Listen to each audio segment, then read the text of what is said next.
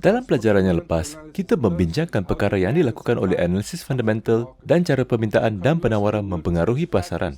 Dalam pelajaran ini, kita akan membincangkan beberapa faktor yang mempengaruhi kadar pertukaran. Terdapat banyak faktor yang mempengaruhi kadar pertukaran dalam jangka pendek, sederhana dan panjang. Dalam pelajaran ini, kita akan membincangkan 3 faktor.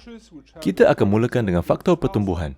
Secara keseluruhan, negara yang mempunyai ekonomi yang berkembang lebih cepat selalunya merupakan tempat yang baik untuk melabur.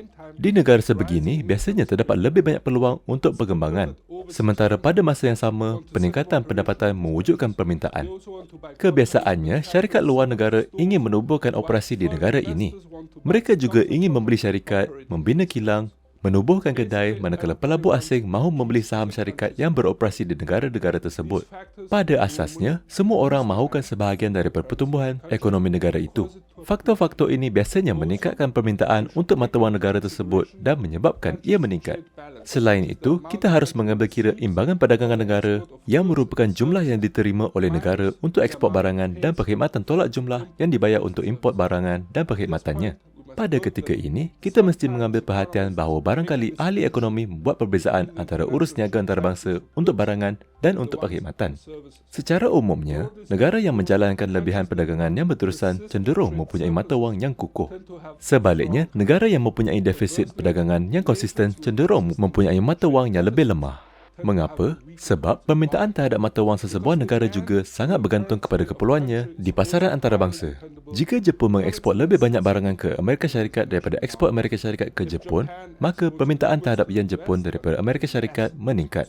Oleh itu, yen mungkin mengukur berbanding dolar dan boleh menyebabkan USD ke Japanese yen menurun. Selain itu, negara yang mempunyai sumber asli memperoleh pertukaran asing dengan mengekspornya.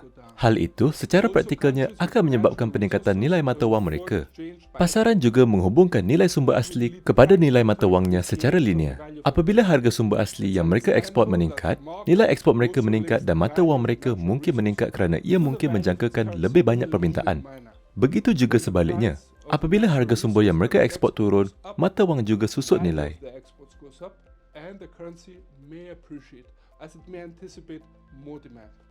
Vice versa, when the price of the resource they export goes down, the currency depreciates. Contoh lazim dalam pasaran FX berkaitan hubungan sedemikian ialah dolar Kanada dan minyak, dolar Australia dan biji besi, dolar New Zealand dan produk tenusu. Dalam pelajaran yang seterusnya, kita akan membincangkan dasar monetari dan inflasi kerana kedua-duanya saling berkait.